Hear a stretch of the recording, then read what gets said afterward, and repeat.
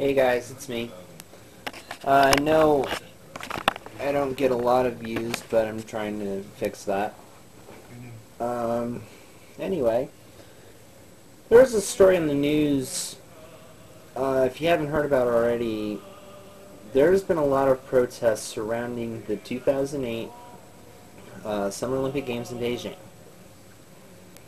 The big thing that's going on is there's something about Tibet. I don't really know what's going on there. Something about Tibetan rights, or I don't know. But anyway, a lot of people are mad about it. They keep attacking the people who are trying to carry the flame. And being an EMT and a firefighter, knowing what fire can do to you, smart move. So anyway, and there's another story that coincides with that about what we should do about our participation in the Olympic Games, particularly the opening ceremonies. Some, including Senator Clinton, believe that we should boycott the opening ceremonies and still compete in the Olympics. I don't agree. The thing is that I'm a firm believer of the Olympic movement. That's about peace and sportsmanship, fair sportsmanship. Now, just because we don't agree with something doesn't mean that we should not attend an event that is worldwide, that we've hosted several times in the past, including most recently in 2002 in Salt Lake City, and that has ties to my hometown. Now, it just makes absolutely no sense to me. In fact, the history of boycotting in the Olympic Games for the United States has not been very good. We have boycotted exactly one game, 1980, one set of one games, 1980 in Moscow. There's some political things going on there, and then eventually that came into that led to the United States unilaterally boycotting the Olympic Games. Now, according to official sources that I heard on the news today, that boycott didn't go over so well. So, I don't know what Clinton hopes to what anybody hopes to accomplish with this. But, needless to say, I don't think it'll go over well. The opening ceremonies are just one part of the Olympics, and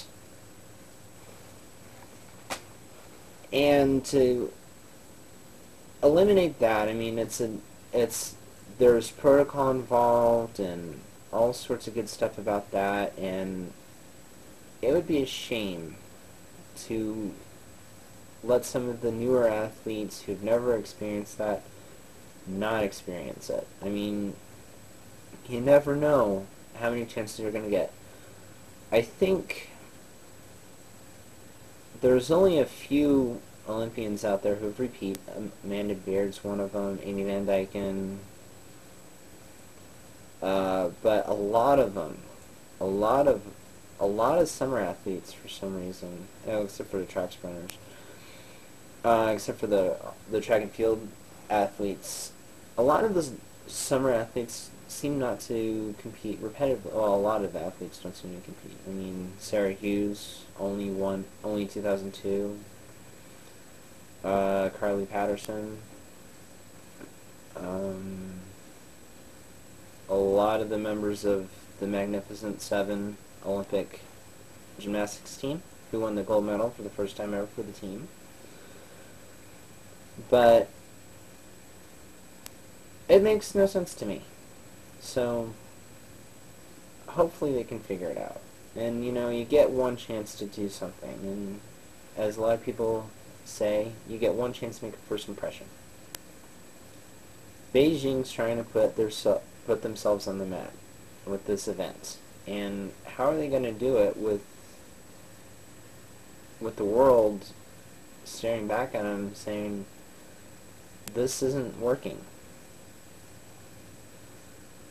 I don't think a boycott is necessary. I mean, the Olympics don't serve a political end. They never have. They're not supposed to. I mean, yeah, there's been some political undertones in what has occurred.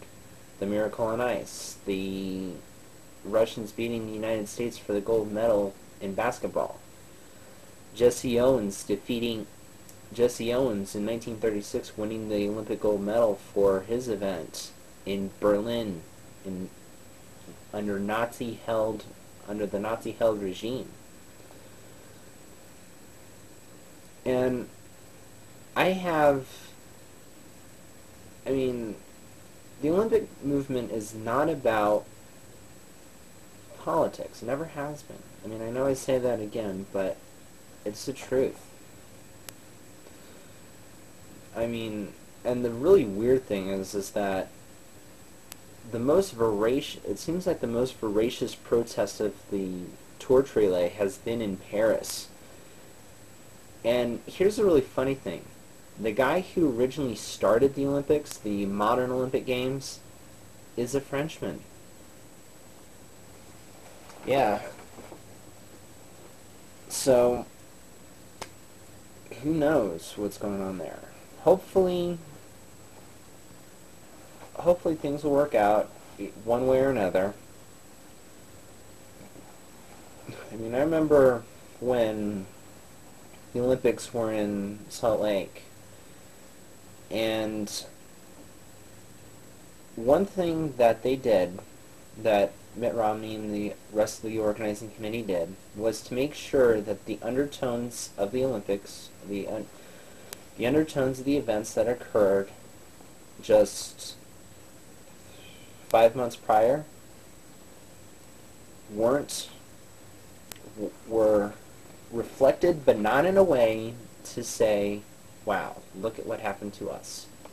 Everybody knew what happened 5 months before February 2002. Everybody knows this. I mean, 9/11 happened. The thing that they did that still, I mean, if you kind of hear me breaking up a little bit, I apologize, but the one thing that stands out in my mind that they did that was really, really cool was that they brought out one of the flags that was flown over World Trade Center.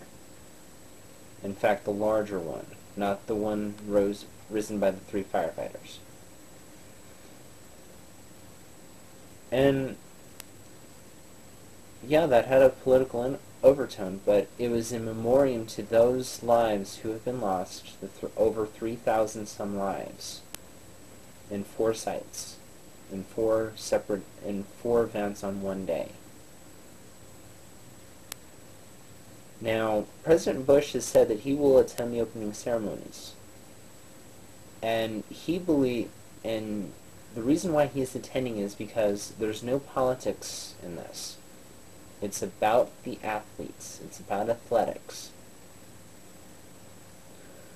I agree with him. I mean, I don't remember the exact text of the Olympic motto. I have it somewhere on one of my computers. I'll find it later. But it has a very, very, and I don't mean Quintius Altius Fortius. That's a whole other thing. There's a Olympic creed that Coupertin wrote. He's the guy who started it, Pierre de Coupertin. And he stated that the most important thing in the Olympics is not to have won, but to have taken part. Sorry about that. It was not to have won, but to taken part. Just as in the most important thing in life was not the triumph, but the experience. I mean, it was something along those lines.